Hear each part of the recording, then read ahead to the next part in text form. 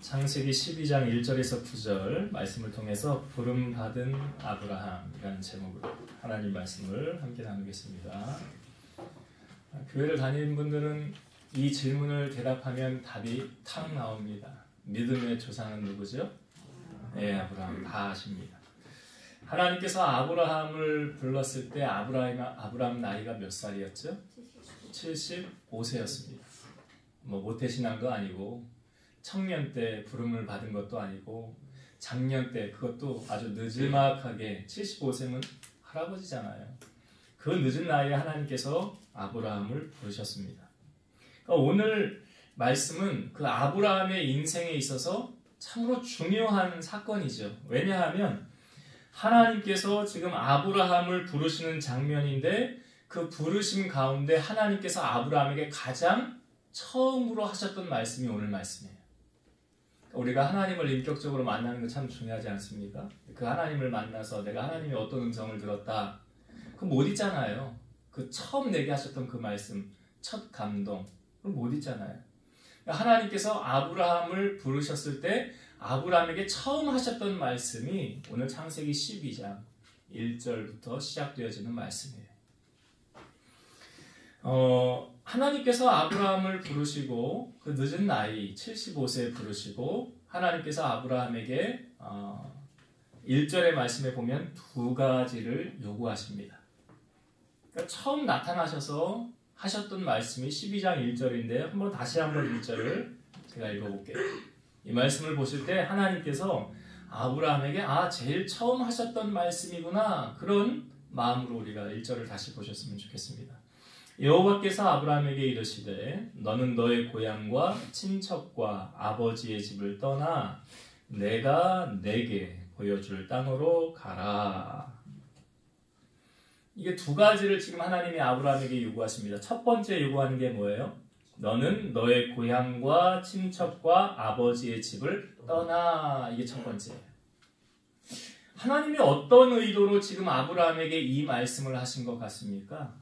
너는 너의 고향과 친척과 아버지의 집을 떠나라 라고 말씀하셨어요. 아니 처음 나타나셨던 하나님이 아브라함에게 처음 나타나셔서 아브라함아 내가 너를 얼마나 사랑하는 줄 아니? 내가 너를 예전부터 보아왔고 내가 너를 구속할 것이고 너를 통해서 큰 민족을 이룰 거야 이런 말씀 아니잖아요. 나타나셔서 대뜸 하셨던 말씀이 뭐래요? 너는 너의 고향과 친척과 아버지의 집을 떠나라. 이게 첫 번째예요. 아니 하나님은 무슨 의도로 아브라함에게 이 말씀을 하셨을까요? 하나님의 의도가 무엇으로 보여지십니까 여러분? 아브라함에게 지금 하나님이 요구하시는 게 뭐예요? 나와 관계된 모든 것을 다 끊어라 이거잖아요. 그건 다른 말로 말하면 하나님께서 하나님 되심으로 영광받고 싶어 하신다는 거예요. 그러니까 하나님은 우리를 통해서 영광받고 싶어 하시는데 그러니까 하나님께서 아브라함을 부르시고 그러니까 하나님의 사람으로 쓰임받기 위한 첫 번째 과정, 첫 번째 거쳐야 할 단계가 뭐냐면 하나님 외에 다 가지치기 하는 거예요. 다시 말해서 하나님은 하나님만 섬기기를 원하시는 거예요. 그리고 하나님만 의지하길 원하시는 거예요. 여러분 10계명 10가지 계명 다 외우십니까? 다 못 외우더라도 첫 번째 계명은 뭐예요? 여기 집사님들은 다 세례식 할 때 다 제가 질문하고 거기 다 나오잖아요. 사도신경 다 외우십니까? 주기도문 10계명 외우십니까? 그 10계명의 제1되는 첫 번째 계명이 뭐예요? 요거는 기억하시죠? 다른 건 몰라도 나 외에 다른 신을 너에게 두지 말라. 나 외에 다른 신. 그러니까 아브라함에게 지금 하나님이 요구하신 첫 번째 과정이 지금 그 말씀이잖아요. 너의 친척, 고향, 아버지 집을 떠나라. 이 말씀은 넌 나 외에 다른 거 의지하면 안 돼. 이 말이죠. 제가 신에 대한 개념, 우상에 대한 개념을 여러분들에게 자주 설교하면서 말씀을 드렸던 것 같아요. 내가 하나님보다 더 사랑하는 건 뭐라고 그랬어요? 그건 우상이라고 그랬어요. 그 우상 가운데 여러 가지가 있어요. 재물이 우상이 될 수도 있죠. 그래서 부자 청년은 예수님이 너 그 재산을 가난한 사람들 나눠주고 나를 쫓아가 했을 때 말씀에 순종 못했잖아요. 왜 못한지 아시죠? 그건 예수님보다 나는 돈이 더 귀한데요. 그러니까 순종 못하는 거잖아요. 그래서 청년은 뭐가 우상이에요? 돈이 우상이잖아요. 그래서 성경은 예수님 말씀은 하나님과 재물을 겸하여 섬길 수 있다 없다? 없다라고 말씀하시잖아요. 그 재물이 우상이라는 거예요. 그리고 어떤 분은 자녀가 우상이 될 수 있어요. 모든 가정을 가만히 보면 모든 가정의 스케줄이 누구를 따라 움직이는가 그거 보면 딱 알아요. 우리 집은 우리 자녀 중심으로 모든 것이 계획되고 실행되어집니다. 그럼 자녀가 제일 1순위 아니에요? 우리 집은 교회, 하나님 중심으로 가장 우선순위가 그렇습니다. 하나님 잘 섬기는 거예요. 하나님 잘 섬기는 거예요. 두 가지의 선택 상황이 있을 때 나는 가족 모임에 가야 됩니다. 나는 교회 가야 됩니다. 여기서 극명하게 드러나는 거예요. 그리고 어떤 분은 이게 권력, 그 높은 자리를 차지하기 위해서 가져본 사람은 알아요. 그래서 안 놓으려고 그러는 거예요. 그게 좋으니까. 그리고 어떤 사람은 자기 자신이 하나님의 자리에 오르려고 합니다. 이건 성경에 우리에게 너무 잘 보여주고 있죠. 선악과 왜 먹은 거예요? 사탄이 뭐라고 하와에게 유혹합니까? 너 이거 먹으면 누구처럼 된다? 그래요. 하나님처럼. 네가 하나님 될 수 있어. 그래서 선악과 먹은 거고요. 바벨탑 왜 쌓은 거예요? 우리 이름을 공중에 높이 올리고 우리 이름을 내자. 자기 명성, 자기 이름 올리려고. 결국은 뭐예요? 자기의 의를 드러내려고. 그 이은상 목사님이 나와가지고 그 신학교 시절에 원래 잘 나가는 직장인이었죠. 월급 50만 원 받을 줄 모르고 갔는데 그 낮에는 그래서 뭐 했대요? 전도사하고 밤에는 뭐 했대요? 주식했대잖아요. 그 정보를 얻어가지고 주식을 했대잖아요. 근데 하나님이 뭐라고 이렇게 말씀하시잖아요. 넌 여기까지 와서 널 믿냐? 넌 여기까지 와서 널 믿냐? 하나님을 전적으로 믿느냐 안 믿느냐 하나님이 보고 싶으셨던 거죠. 그 하나님이 마지막으로 무너뜨린 산이 뭐래요? 미 마운틴. 나의 산. 나의 산. 부모와 연인이 가장 가까이 있을 때 하지 말아야 되는 게 무엇입니까? 아니, 부부하고 연인이. 부부는 결혼하면, 결혼할 때 서약을 이렇게 받잖아요. 남자에게는 모든 여자는 이제 다 나무처럼 그냥 봐라. 모든 아내들에게는 모든 남자를 볼 때 다 어떻게 보래요? 예. 그러니까 무엇입니까? 가장 하지 말아야 될 게 뭐예요? 다른 사람을 두는 거예요. 바람 피면 안 된다는 거죠. 여러분 하나님의 입장에서 우리가 바람 피는 것을 성경이 이렇게 말하죠. 간음했다라고 말해요. 이 하나님께서 우리가 바람 피는 걸 하나님은 뭐라고 말하냐면 하나님보다 우리가 다른 것을 더 사랑하면 바람 폈다. 하나님 간음했다. 라고 말하는 거예요. 그러니까 지금 아브라함에게 하나님이 가장 먼저 하셨던 말씀이 지금 이 작업이에요. 하나님보다 너 더 사랑하는 거 있으면 다 가지치게 해야 돼. 요한복음 15장 잘 아시죠? 여러분 포도나무 비유. 근데 그 가지가 나무에서 떨어져 있으면 죽는다고 그랬잖아요. 붙어 있어야 산다고 그러지 않습니까? 요한복음 15장 5절 나는 포도나무요 너희는 가지라. 그가 내 안에 내가 그 안에 거하면 사람이 열매를 많이 맺나니 나를 떠나서는 너희가 아무것도 할 수 없음이라. 나를 떠나서는 주님 떠나서는 아무것도 할 수 없다. 근데 많은 사람들이 주님을 떠나서 뭔가 좀 되는 것 같으면 사업도 주님 떠나서 잘 되는 것 같으면 안 찾아요. 자식이 주님 떠나도 잘 되면 찾을 이유가 없어요. 그렇잖아요. 우리가 하나님 부족한 게 있어야 뭘 요구할 게 있어야 찾는 게 우리 인간들 아닙니까?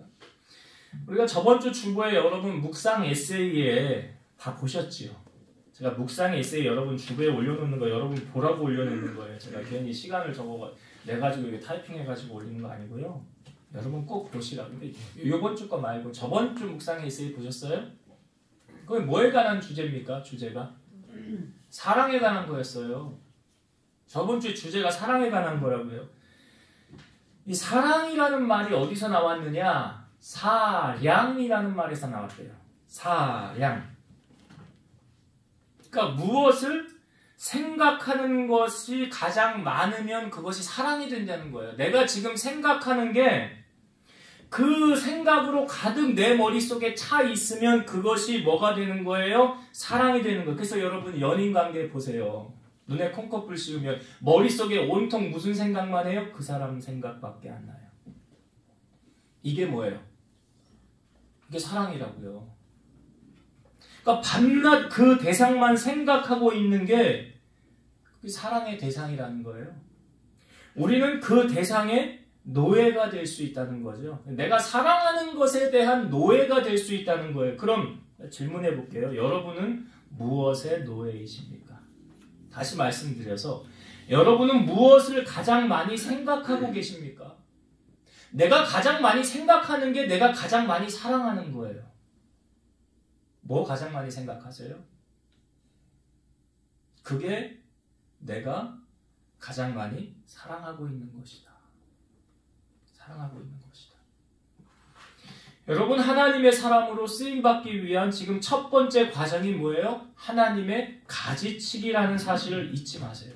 하나님은 우리가 하나님 한 분만을 의지하길 원하시는 거예요. 그러니까 아브라함에게 처음 나타나셔서 첫 번째로 하셨던 말씀이 바로 이거 너는 너의 고향과 친척과 아버지의 집을 떠나 다시 말씀드리면 너 나 말고 다른 신 섬기면 안 돼. 나 외에 다른 신 섬기면 안 돼. 다른 거 사랑해도 안 돼. 여러분 이것이 그 믿음의 가문을 세우는 첫 번째 과정이에요. 우리 아브라함 믿음의 조상이라고 하잖아요. 그 믿음의 조상이 될 수 있는 첫 번째 과정. 오늘 이후로 여러분 하나님보다 더 사랑하는 그 무엇이 있었다고 한다면 그걸 오늘 여러분 가지쳐 나가세요. 이 길만이 하나님의 복을 누리며 사는 첫 번째 비결이라는 사실. 하나님이 처음 나타나셔서 너 나만 의지해야 돼, 나만 사랑해야 돼 이 말을 돌려서 하신 거예요. 너 그 어떤 것 의지하면 안 돼. 너 혈육도 의지하면 안 돼. 재물도 재력도 의지하면 안 돼. 권력가도 의지하면 안 돼. 넌 나만 의지해야 돼. 하나님만 의지함으로 믿음의 가문을 세우고 하나님의 복을 받는 여러분 되시기를 주의 이름으로 축원드립니다. 자, 그리고 나서 하나님이 아브라함에게 너의 고향과 친척과 아버지의 집을 떠나 그 다음에 하셨던 말씀이 두 번째죠. 무엇입니까? 내가 너에게 보여줄 땅으로 가라.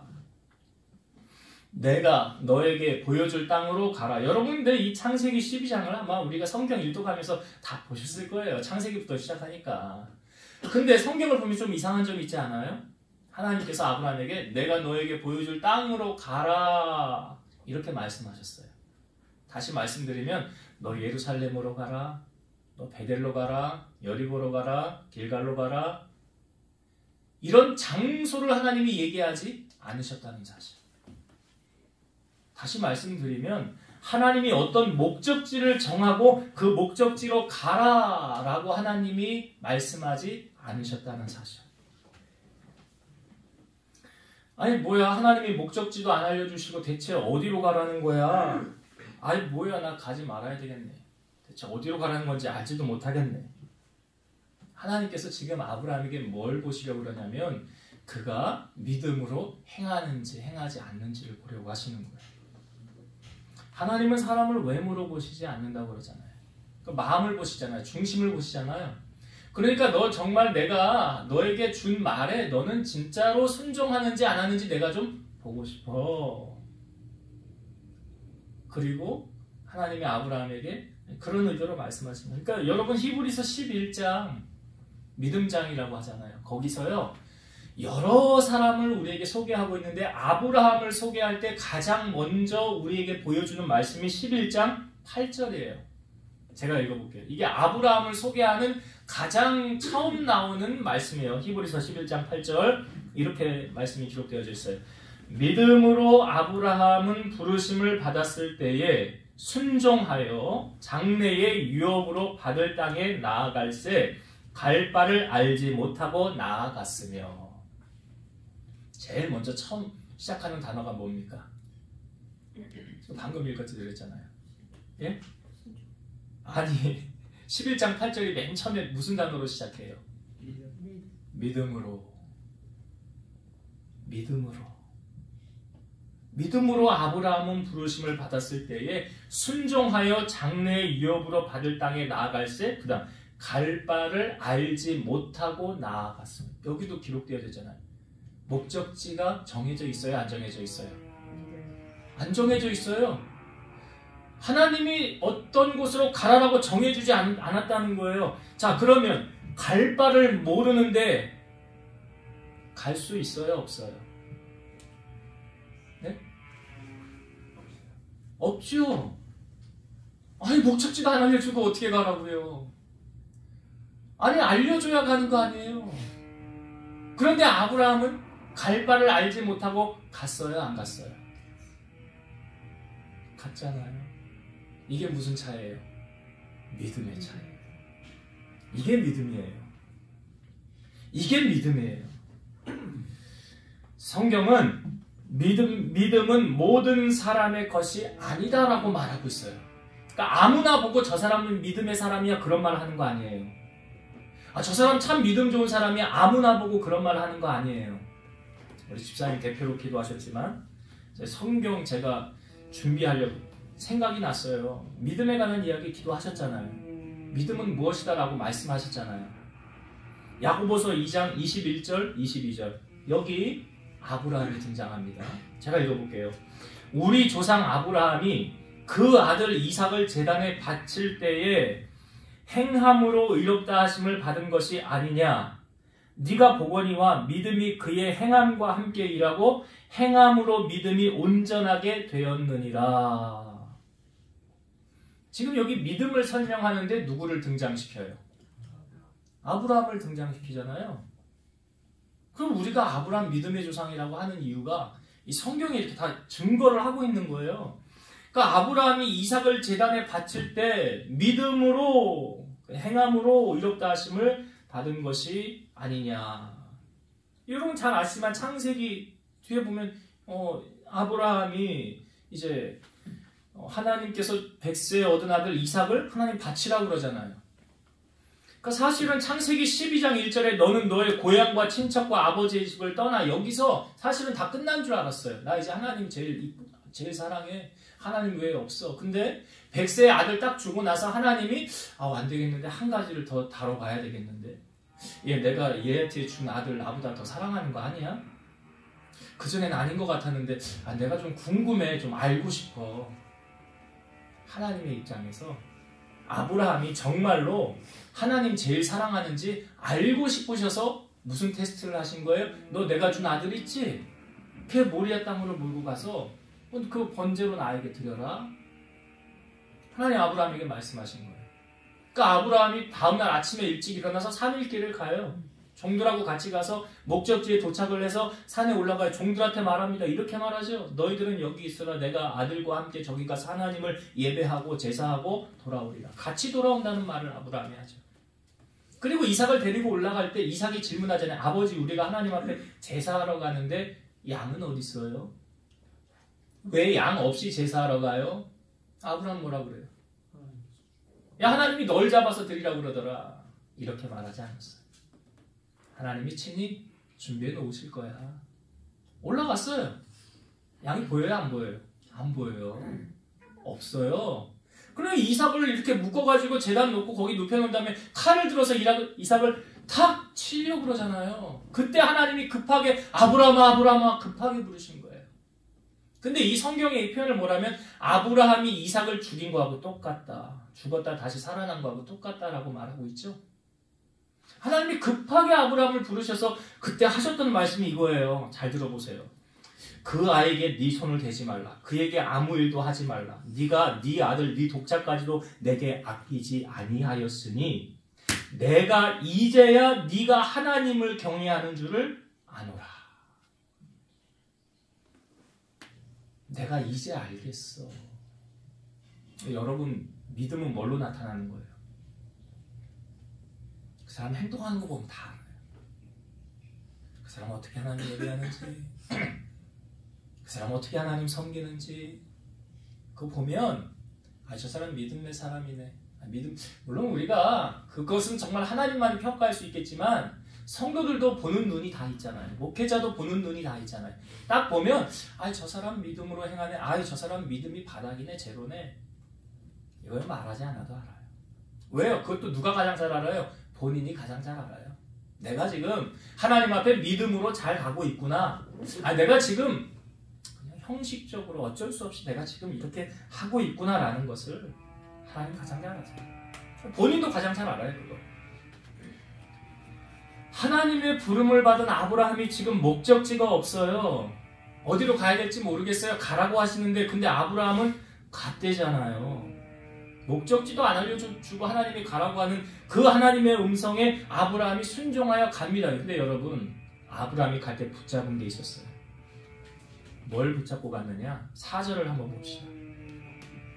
4절.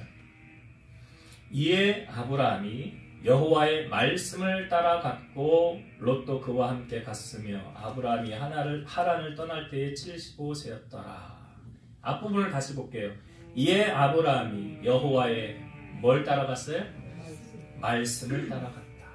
그러니까 아브라함이 붙잡은 건 뭐예요? 말씀 붙잡았어요. 어떤 말씀이요? 하나님이 나에게 레마로 하셨던 그 말씀. 다른 사람은 못 듣는 하나님께서 나에게 직접적으로 하셨던 그 말씀. 그거 붙잡고 하나님 말씀 붙잡고 가면 누가 책임져요? 하나님이. 히브리서 4장 12절 하나님의 말씀은 살아있고 활력이 있어 좌우의 날선 어떤 검보다도 예리하여 혼과 영과 및 관절과 골수를 찔러 쪼개기까지 하며 또 마음의 생각과 뜻을 판단하나니. 예수님도 시험을 40일 금식하여 받으실 때 사탄이 와서 돌이 떡덩이 되게 해보아라 하셨을 때 주님이 그 시험 말씀으로 이기셨죠. 사람이 떡으로 살 것이 아니요 하나님의 입에서 나오는 모든 말씀으로 살 것이니라. 그러니까 말씀 있으면 살아요. 말씀 없으면. 지금 아브라함이 붙잡고 가는 게 뭐예요? 말씀이에요. 시편 107편 20절 그가 그의 말씀을 보내어 그들을 고치시고 위험한 지경에서 건지시는도다. 무엇이 나를 고쳤대요? 말씀이 고쳤대잖아요. 말씀이 고쳤대요. 예수님 앞에 자기의 하인이 중풍병으로 몹시 누워 괴로움을 받고 있는 백부장이 와서 주님에게 우리 하인 좀 고쳐주세요 라고 말하니까 주님이 감동받으셔서 내가 너의 집에 가서 고쳐주리라. 그런데 백부장이 이래요. 주님 우리 집에 오시지 마세요. 주님 오시면 나는 감당할 수 없습니다. 나도 남의 수하에 아래에 있는 사람이고 내 아래도 군사가 있는데 무슨 말을 하든지 그가 말하는 대로 합니다. 그러니 주님 말씀만 하옵소서. 그러면 내 하인이 낫겠나이다. 그때 주님이 하셨던 말씀인 거예요. 내가 이스라엘 중에 이만한 믿음을 가진 자를 보지 못하였노라. 뭘 칭찬하십니까? 믿음이에요. 믿음을 칭찬하시는 거예요. 여러분 우리가 하나님의 말씀을 붙잡으면 그러니까 결국 믿음이라는 건 뭐하고 연관이 있어요? 말씀하고요. 믿음이 어떻게 자란대요? 믿음은 들음에서 나며 들음은 그리스도의 말씀으로 말미암느니라 그러잖아요. 그러니까 말씀이 있어야 믿음이 자라는 거예요. 믿음이 자라면 믿음으로 행동하게 되는 거예요. 근데 말씀이 없으면 믿음으로 못 행하죠. 그러니까 아브라함이 뭘 붙잡았어요? 말씀 붙잡았잖아요. 성경이 기록하고 있죠. 여호와의 말씀을 따라갔고 시편 107편 30절 그들이 평온함으로 말미암아 기뻐하는 중에 여호와께서 그들이 바라는 항구로 인도하시는도다. 누가 인도하셨대요? 여호와께서. 여러분 사업장에 이런 말씀 많이 걸어놓죠. 잠언 16장 9절 사람이 마음으로 계획할지라도 그의 걸음을 인도하시는 이는 여호와시니라. 너의 행사를 여호와께 맡기라. 너의 경영을 맡기라. 이런 말씀입니다. 그러니까 하나님께 내 길을 맡기면 그 걸음을 인도하시는 분이 하나님이시다. 오늘 성경이 우리에게 그걸 증언하고 있지 않습니까? 자, 5절도 한번 봅시다. 5절. 아브라함이 어디로 갔나 보여주죠. 5절. 아브라함이 그의 아내 사라와 조카 롯과 하란에서 모은 모든 소유와 얻은 사람들을 이끌고 가나안 땅으로 가려고 떠나서 마침내 가나안 땅에 들어갔더라. 그러니까 하나님이 원하는 목적지가 어디였느냐? 가나안이잖아요. 가나안이잖아요. 하나님 가나안으로 근데 우리가 이거 알아야 돼. 여러분, 내가 가는 이 길이 정말 하나님이 원하시는 길이 맞는지 아닌지를 알 수 있는 방법. 점검 어떻게 받습니까? 내가 가는 이 길이 맞나? 그러니까 아브라함도 그랬을 거 아니에요. 내가 가는데, 말씀을 붙잡고 가는데 하나님이 정말 원하시는, 내가 가는 이 길이 하나님이 원하시는 곳이 맞는지 아닌지 어떻게 점검받을 수 있어요? 점검을 받는 방법도 오늘 성경에 다 알려주고 있잖아요. 하나님이 나타나셔서 뭐라고 말씀하시는지, 하나님의 음성을 듣는 거죠. 그러니까 우리가 가는 길이 바른 길인지 아닌지를 점검할 수 있는 방법은 하나님의 음성을 듣는 거예요. 그러니까 오늘 본문의 7절을 한번 더 봅시다. 아브라함이 지금 잘 갔는지 잘못 갔는지를 알려주죠. 7절, 여호와께서 아브라함에게 나타나 이르시되 내가 이 땅을 내 자손에게 주리라 하신지라. 자기에게 나타나신 여호와께 그가 그곳에서 제단을 쌓고. 자, 하나님께서 아브라함에게 나타나셨죠. 뭐라고 말씀하셨습니까? 내가 이 땅을 내 자손에게 주리라. 자, 그러면 아브라함이 잘 간 거예요? 잘못 간 거예요? 잘 간 거죠. 만약에 하나님이 원하는 목적지가 아니었어요. 그럼 하나님 뭐라고 그러셨을까요? 나타나지도 않으셨을 뿐만 아니라 너 잘못 갔어. 여기 아니야. 라고 말씀하셨겠죠. 아브라함이 말씀을 따라갔더니 결국 목적지에 잘 도착했어요. 그러니까 하나님 하신 말씀이 뭐예요? 내가 이 땅을 너 자손에게 줄 거야. 잘 갔어? 이 말이잖아요. 너 내가 원하는 대로 잘 갔어. 목적지 잘 갔어. 그러니까 우리가 왜 하나님의 음성을 들어야 합니까, 여러분? 이게 하나님의 음성을 통해서 내가 지금 잘 가고 있는지를 점검할 수 있는 계기가 되는 거예요. 나 지금 신앙생활 잘하고 있구나. 뭘 통하여 알 수 있어요? 하나님의 음성을 듣는 거예요. 아브라함 시대에는 성경이 없었죠. 그러니까 하나님의 직통 계시, 하나님이 내게 직접 말씀하시는 그분의 음성을 듣고 가야 되는 거예요. 그러니까 지금 하나님이 아브라함에게 또 나타나셔서 말씀하신 거 아닙니까? 이 직통 계시잖아요. 근데 오늘날에 우리에게 하나님이 직접적으로 말씀을 하실 수도 있어요. 직통 계시, 하나님이 내게 감동 주시고 내게 음성으로 말씀하실 때도 있어요. 그런데 그거 말고도 하나님의 계시를 우리가 알 수 있는 방법이 무엇입니까? 성경이죠. 성경이에요. 하나님 말씀이에요. 그래서 시편 119편 105절, 주의 말씀은 내 발의 등이요 내 길의 빛이니이다. 주의 말씀은 내 발의 등이요 내 길의 빛이니이다. 여러분, 하나님을 가까이 하는 것은 말씀을 가까이 하는 거예요. 왜요? 요한복음 1장 1절, 태초에 말씀이 계시니라. 이 말씀이 하나님과 함께 계셨으니 이 말씀은 곧 하나님이시니라. 여러분, 성경에 나오는 많은 사람들 보세요. 노아도 하나님을 무엇으로 만났어요? 말씀으로 만났잖아요. 하나님이 하시는 음성이 들려줬잖아요. 뭐라고? 산꼭대기에다 방주를 저어라. 누가 하신 말씀? 하나님이. 요나에게 하나님이 어떻게 나타나셨어요? 아미떼 아들 요나에게 너는 니느웨로 가서 하나님의 복음을 전해라. 하나님 음성을 들은 거예요. 하나님 만난 거 아니에요. 그리고 기도하다가 하나님 음성을 들리면, 새겨지면, 그게 누구 만난 거예요? 하나님 만나는 거예요. 그렇게 하나님 만날 수도 있고, 성경을 읽다가, 어제 조혜련 집사 나와서 간증한데 여러분 은혜 많이 받으셨죠? 무엇을 통해서 하나님 만납니까? 성경을 통해서.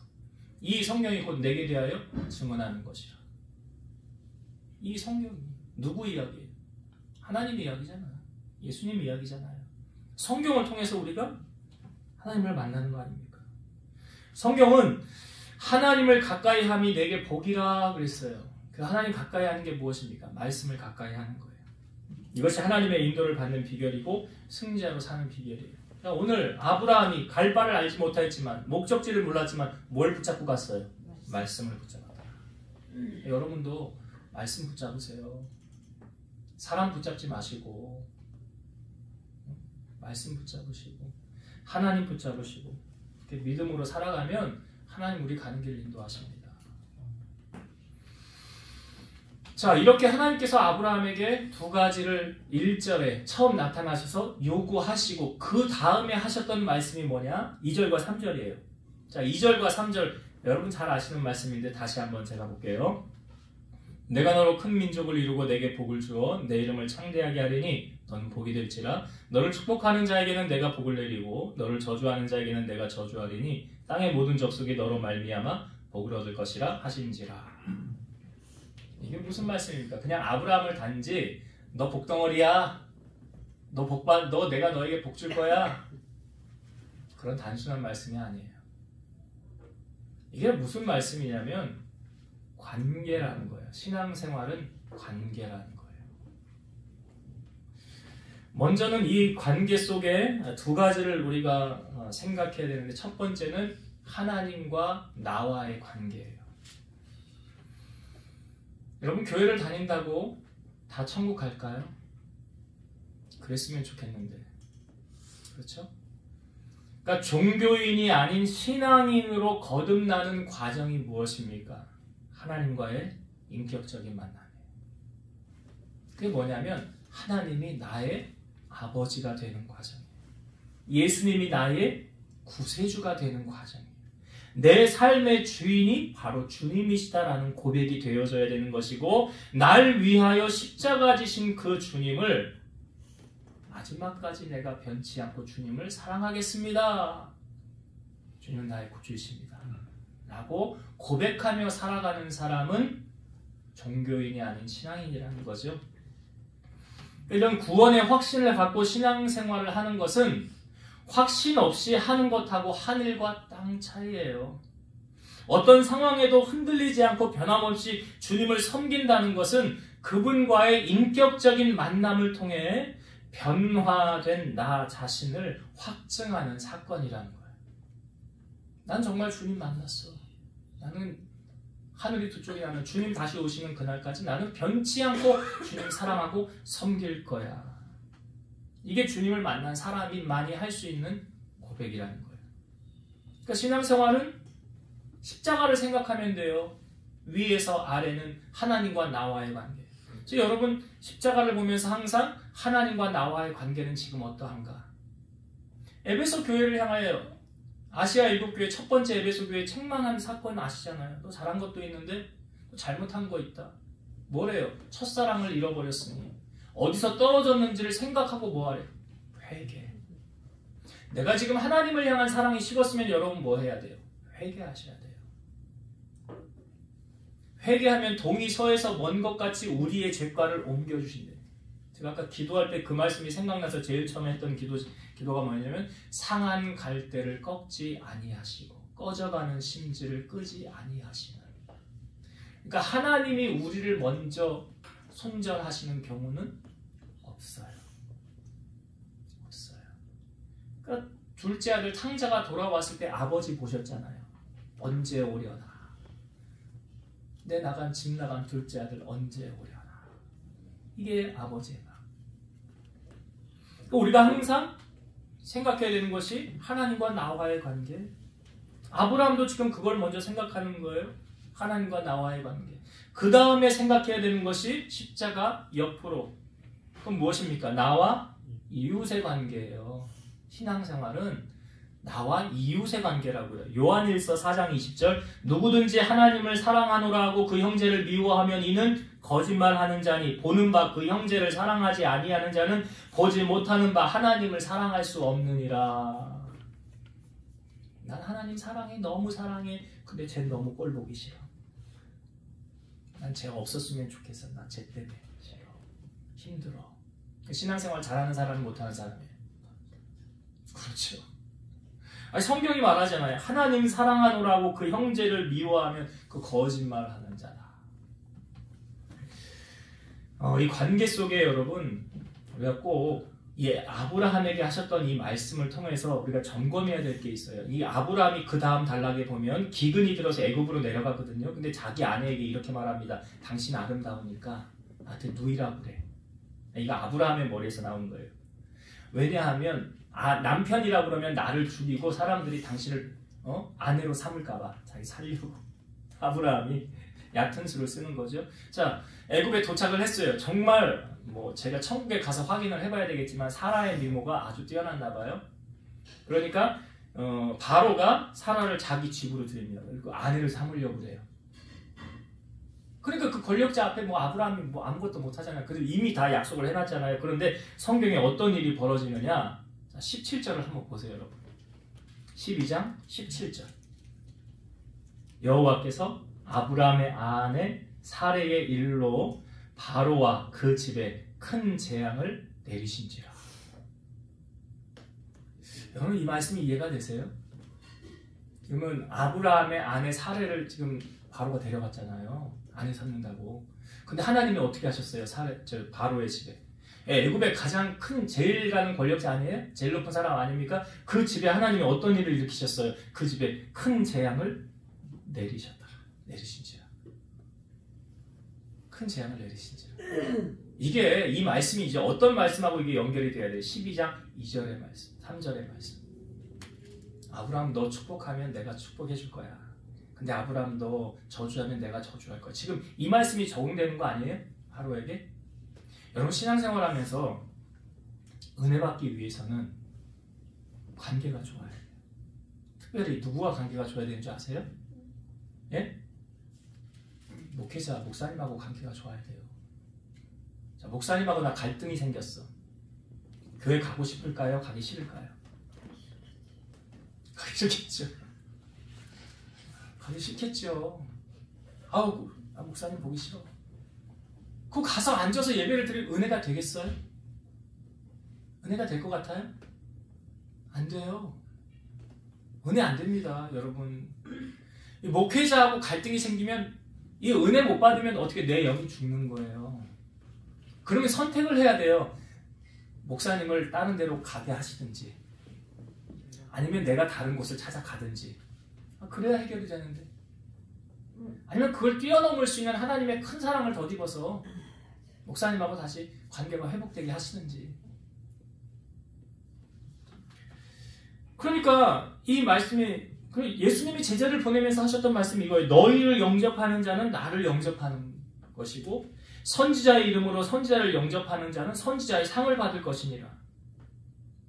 제가 참 목회하면서 이거 깨달은 것 중에 한 가지는 이거예요. 여러분이 정말 하나님하고 관계가 좋잖아요. 그럼 목사님하고 관계가 좋아요. 참 희한한데 여러분이 하나님과의 관계가 좀 껄끄럽잖아요. 하나님 싫잖아요. 멀리하고 싶잖아요. 이런 목사님하고 관계도 그래요. 이거 참 희한한데 맞는 경우가 많더라고요. 여러분들이 저를 위해서 정말 기도를 꼭 해주셔야 돼요. 왜냐하면 복받기 위해서. 여기 성경에 뭐라고 기록되어져 있습니까? 너를 축복하는 자를 내가 축복해줄게. 제가 우리 성도들을 위해서 품고서 늘 기도를 하죠. 근데 참 이 기도를 할 때요 많이 생각나게 하는 사람이 있어요. 기도할 때. 이 사람 많이 생각이 나요. 네. 그러면 생각나는 건 뭐예요? 기도할 때 이 사람 위해서 기도해줘라. 성령께서 생각나게 하시는 거 아니에요? 이 사람 위해 기도해줘라. 이 사람 지금 하나님 많이 사랑하고 있구나. 하나님 깊이 묵상하고 있구나. 그 마음이 새겨져요. 근데 참 안타깝게 별로 생각나지 않고 기도가 안 되는 사람이 있어요. 제 나름대로 그렇게 생각을 합니다. 이 사람은 지금 하나님과 별로 안 좋구나. 하나님하고 좀 껄끄럽구나. 이게 꼭 맞는지는 모르겠어요. 하나님을 직접 물어봐야 되겠지만. 그래서 제 마음에 그렇게 하나님이 주시는 마음이 있어요. 어떤 사람은 되게 보고 싶어. 일주일 내내 너무 사모돼. 주일 빨리 왔으면 좋겠다. 그 사람하고 만나서 교제도 하고 차도 마시고 밥도 같이 먹고 그랬으면 좋겠다. 라는 분이 있는가 하면 저 사람은 가까이 가기 싫어. 힘들어. 껄끄러워. 그런 마음. 그래서 여러분 오늘 아브라함에게 주셨던 그 말씀이 뭐예요? 너를 축복하는 자 축복 내가 하리라. 그리고 성도와의 관계 속에서 여러분 꼭 기억해야 될 게 있어요. 자, 어떤 분이 사업을 하다가 지역을 이사를 와서 교회를 찾는데 저 교회 지금 성전 건축 중이니까 내가 그 교회 가야 되겠다. 마음을 먹고 있을 때 여러 교회를 다니면서 근데 교회를 딱 갔는데 예전에 자기를 힘들게 했던 사람이 거기 있더래요. 이 사람이 그 교회에 등록했을까요? 안 했을까요? 안 갔어요. 안 갔어요. 여러분 교회의 부흥을 앞세우는 성장케 하는 성도가 있고요. 교회의 부흥을 가로막는 성도가 있어요. 제가 지금 드린 사례가 그런 거 아니에요? 나는 어떤 편에 선 사람인가? 예수님을 섬길 때도요. 마리아는 어떠했습니까? 예수님 너무 사랑해서 향유를 부어드렸지만 그 옆에 있던 예수님의 12제자 중에 한 사람이 가룟 유다는 어떻게 했어요? 너 왜 그런 쓸데없이 허비하냐? 그랬잖아요. 가난한 사람 생각해서 주지. 쓸데없는 짓 하고 있어. 이게 예수님 사랑하는 사람입니까? 아니에요. 그러니까 우리가 신앙생활 하면서 오늘 이 창세기 12장 아브라함에게 하셨던 이 말씀이 적용이 되어지는 거예요. 우리 교회에도 적용이 되어지고 그럼 성도들 삶 속에도 적용이 되어집니다. 이제 말씀을 정리하고 마치겠습니다. 오늘 하나님께서 아브라함을 부르시고 제일 처음 만나서 제일 처음 하셨던 말씀이 12장 1절. 어떤 의도로 하셨는지 아시겠죠, 여러분? 하나님은 너 다른 거 의지하지 마. 다 끊어. 나만 바라봐. 나만 의지해. 이거 원하시는 거예요. 이게 돼야 돼. 이것이 되어져야 돼요. 그러니까 아브라함에게 이삭을 주었을 때도 하나님이 마지막으로 테스트했던 것이 그거예요. 너 정말 나 제일 사랑하니? 너 정말 나밖에 없니? 그거 보십니다. 그것이 되어질 때 믿음의 감은 세워지는 거예요. 이게 가장 먼저. 두 번째, 아브라함이 붙잡고 간 것이 무엇입니까? 말씀. 아니, 목적지를 알려주셔야지, 하나님. 우리가 신앙생활 하면서도 그래요. 하나님, 나는 이 말씀 나는 순종 못할 것 같은데요? 근데 그냥 하는 거예요. 아니, 뭐 성경의 말씀에 어제 그러잖아요.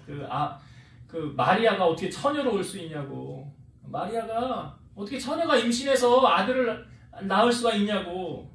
그래서 뭐 구봉서 장로님이 아주 재밌는 얘기를 했다네요. 야, 그와 같이 사는 요셉도 그걸 인정하는데 네가 뭐라고.